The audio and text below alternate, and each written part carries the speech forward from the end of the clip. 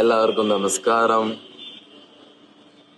സ്വയംഭൂ എന്ന് നമ്മൾ അർത്ഥമാക്കുന്നത് പ്രത്യേകിച്ച് ഒരു തരത്തിലുള്ള വ്യക്തിവിലാസമില്ലാത്ത ആൾക്കാരെല്ലാം തന്നെ നമുക്കറിയാം. ശിവന് അച്ഛനുമില്ല, അമ്മയുമില്ല. അദ്ദേഹത്തിന് പ്രത്യേകിച്ചുള്ളൊരു കഥകളും ഇല്ലാതാണ് അദ്ദേഹത്തെ നമ്മളെല്ലാം ആരാധിക്കുന്നത്.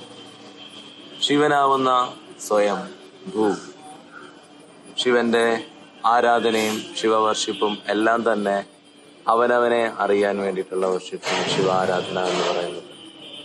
ആരാധന, ശിവവർഷിപ്പ് എല്ലാം തന്നെ നമ്മൾ ശിവനാവുമ്പോൾ കർമ്മമോചനം മുഴുവൻ നമ്മളിൽ നിന്ന് വിട്ടുപോകുമ്പോൾ ആ ഒരു ഭാവം, അല്ലെങ്കിൽ നമ്മളും എല്ലാ ഓർമ്മകളിൽ നിന്നും ഈ നിർബന്ധ പ്രയത്നത്തിൽ പോയിക്കൊണ്ടിരിക്കുന്ന ഈ ഒരു കാർമ്മികം മുഴുവനും നമ്മളിൽ നിന്ന് വിട്ടുപോകുമ്പോൾ നമ്മളും സ്വയമേയാകുന്നതായി തീരുകയാണ്. ആ ശൂന്യത, ആ എംപ്റ്റി സ്പേസ് ആവുന്ന ആ ഒരു സ്റ്റേറ്റിലേക്ക് നമ്മൾ കടക്കുകയാണ്. ശിവൻ സ്വയംഭൂവാണ്. ശിവന്റെ ചില ക്ഷേത്രങ്ങൾ, ആഗമശാസ്ത്രം രൂപകൽപ്പനപ്പെടുത്താത്ത ചില ക്ഷേത്രങ്ങൾ സ്വയംഭൂവാറുണ്ട്. നമ്മൾ ആലില് നമുക്കറിയാം, ആൽത്തിറ വാഴും. ഇപ്പൊ ഓംകാരമൂർത്തി ഓച്ചിറയിൽ എന്ന് പറയും. ഓംകാരത്തിന്റെ ഒരു വലിയ മണ്ണാണ് ഓച്ചിറ പോലുള്ള ക്ഷേത്രമൊക്കെ.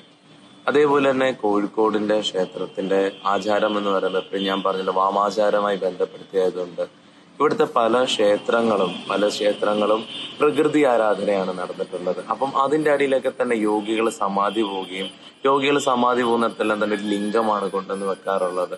അങ്ങനെ ഇവിടെ ഒരു ചാലിയം എന്ന് പറയുന്ന ശ്രീകണ്ഠേശ്വര മഹാദേവ ക്ഷേത്രത്തിന്റെ ഒരു ഊർജം വളരെയേറെ മഹത്തേറിയതായി ഇപ്പം ഞാൻ അനുഭവപ്പെട്ടു.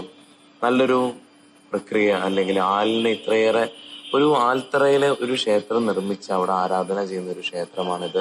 അതുകൂടാതെ തന്നെ കോമൺ ആയിട്ട് എവിടെയും കാണാത്ത ഒരു കാര്യമാണ് നാഗകന്യക എന്ന് പറയുന്ന ഒരു ഇതുണ്ട് ഇവിടെ. നാഗകന്യക നാഗരാജാവുമാണ്. നാഗയക്ഷ്യാമയുണ്ട്, പക്ഷെ നാഗകന്യക വളരെ യുണീക്കാണ്. സർപ്പങ്ങളുടെ ഇടയിൽ എവിടെ അങ്ങനെ പെട്ടെന്ന് കാണാൻ സാധിക്കില്ല. അതേപോലെ തന്നെ ഈ ക്ഷേത്രത്തിന്റെ ഒരു ക്രമീകരണം, എത്രയോ ആ പഴമയുടെയും ആ ഒരു ആചാര ക്രമീകരണവും ഇതൊക്കെ ശരിക്കും നമുക്ക് ആ ഒരു എനർജി നമുക്കറിയാമല്ലോ. നമുക്കറിയാം, സർവ്വത്തിലും ഓർമ്മ നിറഞ്ഞു നിൽക്കുന്നു. ഓരോത്തിലും ഓർമ്മയുണ്ട്. നമ്മുടെ ശരീരത്തിന്റെ ഓർമ്മകൾ കൊണ്ടാണ് നമ്മൾ ഈ ജനന പ്രക്രിയ കിടന്ന് കളിക്കുന്നത്.